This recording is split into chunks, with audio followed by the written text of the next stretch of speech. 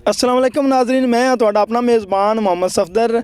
अज असी बलवाल शहर मक्का सिटी दे विच मौजूद हैं। चाचा सरगोधे वाले जनाब अज बलवाल दे विच आए ने, तो इन्हां तो जानते हैं कि अज बलवाल शहर विच क्यों आए ने और टिकटॉक तो कितना पैसा कमा रहे हैं। उन्हां दी ज़बानी अज तुहानूं सुनावांगे भी और दिखावांगे भी जी।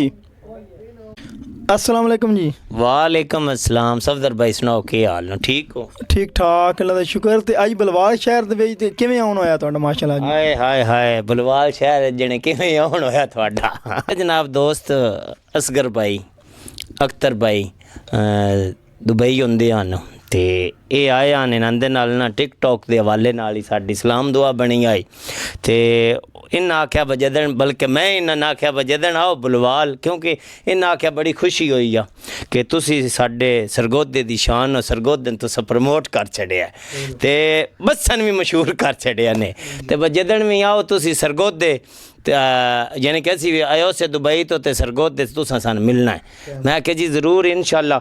ये बुलवाल होंदे हन, मैं सरगोधे होंदा, फासला तो है कोई ना, 1 घंटे का सफ़र है। मैं इन्होंने आख्या जदों भी तुसीं आउणा ना बाहरों तो तुसां मैनूं दसना या मैं खिदमत हाज़र हो बैसां दा ते या वा तुसां मेरे कोल आउणा, तुहाडा खाना शाना बनसा। इन्हें आख्या नहीं जी तुसीं साडे कोल आओ, खाना असी बनसा। मैं आख्या बड़ी गल है, अज जनाब आया, बड़ा अच्छा वेलकम किया है तो बलवाल इन्हां कोल। अगों वा तुहाडे काबू आ गए पैसे, मैं आप मजदूर आदमी है, मैंने कदाइयों पैसे तो आमदे कोई नहीं, रश्का चलाउना ते कोई इहो जिहा बंदा आ जाए जिहड़ा गाना मशहूर करावे, क्योंकि उसदे गाने वे मॉडलिंग करनी, दिहाड़ी बढ़नी, उस तो बाद हुण टिकटॉक ते मशहूर करना। वो कोई मेरे वालों सोचे, कोई चाह पानी दे जावे तो ठीक है, जे वो मेरे नालों भी माड़ा बंदा होवे तो उसदी मॉडलिंग फ्री कर दिसांगे। चाचा जी यूके का अकाउंट चला रहे हो या यूएसए का? मेरे को लगे दूजा सादा अकाउंट आ। वाद मेरा एक दोस्त आ, बिरा आ, जैद इकबाल अल मारूफ उस्ताद जी, उन्हें मैंने मशवरा दिता कि तू यूएसए का अकाउंट बना, उधर ते आसे यानी कि काफ़ी मैनू पैसे आ रहे न, अर्निंग आ रही है। मैं उन्होंने आख्या नवीं जब्बा इन्ना पाओ, उन्हें आख्या तुसी बनाओ तो सही। उन्होंने बड़ी मेहरबानी, उन्हें यूएसए का अकाउंट बना के दिता।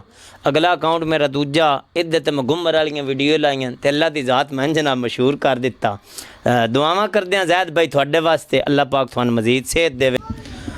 असगर भाई, चाचा सरगोधे अज तुहाडे कोल आया है तो की कहना चाहते हो? जी असी इन्हां दा बहुत शुक्रिया अदा करते हैं, इन्हें अपना कीमती टाइम कढ़िया। असी इन्हां दे बहुत वड्डे फैन हाँ तो इन्हां नाल साडे बड़े अच्छे तलक भी बन गए तो इंशाअल्लाह नैक्सट भी असी मुलाकात करते रसां। तो हुण साडे तो भी कुछ लैनी है जी। नहीं जनाब, हुण शर्मिंदा ना करो, तुसीं खिदमत कर लई, ਉਹ ਵੀ बड़ी गल है। थोड़ी मेहरबानी कि जेड़ा तुसीं सानूं टाइम दिता, पाकिस्तान आयो तुसीं सानूं याद रखिया, नहीं तो इतनी छुट्टी होंदी पता तां लगदा है बंदा बाहर वापस वंज रहा तो आदा यार आया सो मैं यार याद नहीं रहा तेन मिलना। तो बड़ी मेहरबानी असगर भाई और थोड़े भाई छोटे दी कि तुसां टाइम कढ़िया, तुसां मैनूं जनाब बुलाया और खिदमत का मौका दिता, बड़ी मेहरबानी शुक्रिया। तो खास तौर जनाब साडे सफदर भाई, इन्हां दा चैनल आ, केड़ा चैनल आ?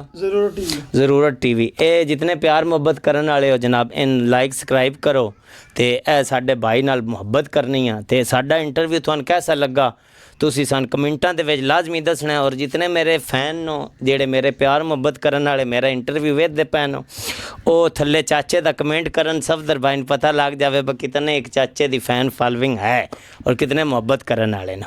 हंसदे रहो वसदे रहो, पाकिस्तान जिंदाबाद।